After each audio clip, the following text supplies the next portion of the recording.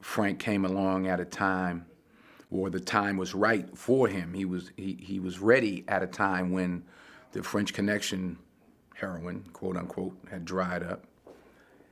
And as the story tells us, he took the bold choice of going to Thailand, going to Vietnam, and finding his own source. In those days, as the story is told, the heroin was sold for $50,000, $60,000 a kilo at 50% purity, 60% pure. He found it 100% pure for $4,200 a kilo. It was sold on the street at about 2% pure. So you can do the math. He made an incredible amount of money. At one point, he was making about $1 million a day himself. How would you get it into the States? You ain't got to worry about that.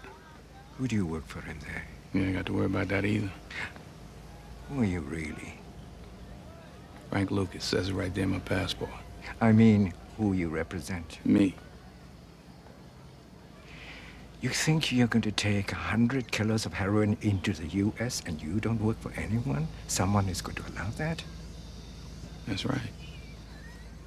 After this first purchase, if you're not killed by Marseille importers or their people in the States, then what? Then there'll be more, much more, I guarantee it. And if it's all the same to you, I don't have to drag my ass up here no more. Of course not. My man. Soul brother, huh? Soul brother.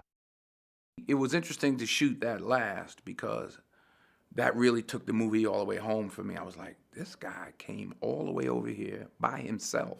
And he actually just hung around for 2 months trying to make connections. He didn't have a connection.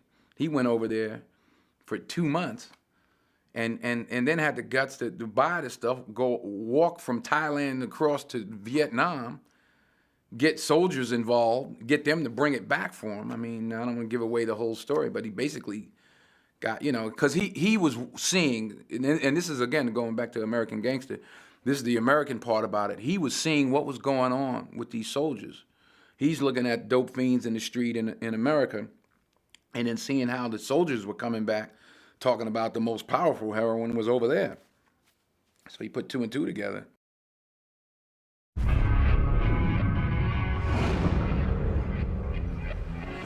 man I worked for had one of the biggest companies in New York City. He didn't own his own company. White man owned it, so they owned him. Nobody owns me, though.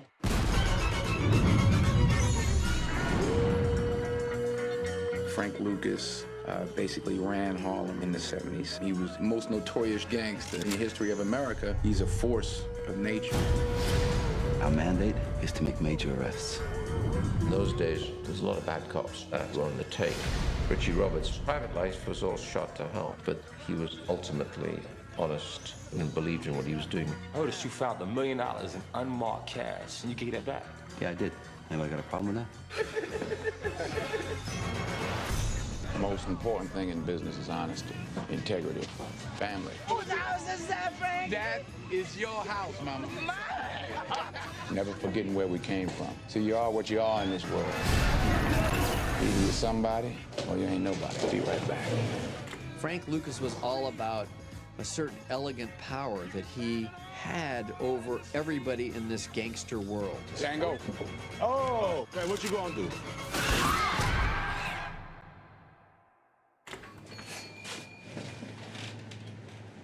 So what was I saying? My investigation indicates that Frank Lucas is above the mafia in the dope business. He buys direct from a source in Southeast Asia, and he's been doing so on a regular basis since 1969. No black man has accomplished what the American mafia hasn't in 100 years. When he was on top of his game, he ran everything from river to river. Why would you trust these people? It works for me now. The investigation is not fine police work. He's just flying by the seat of his pants. Frank Lucas is the most dangerous man walking the streets of our city. They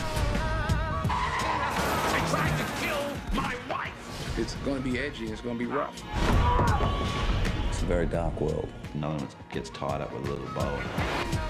The objective is to get these two roles to collide. Bribery, extortion, murder. It don't mean nothing to me for you to show up tomorrow morning with your head blown off. Get in line. That one stretches around the block. My man.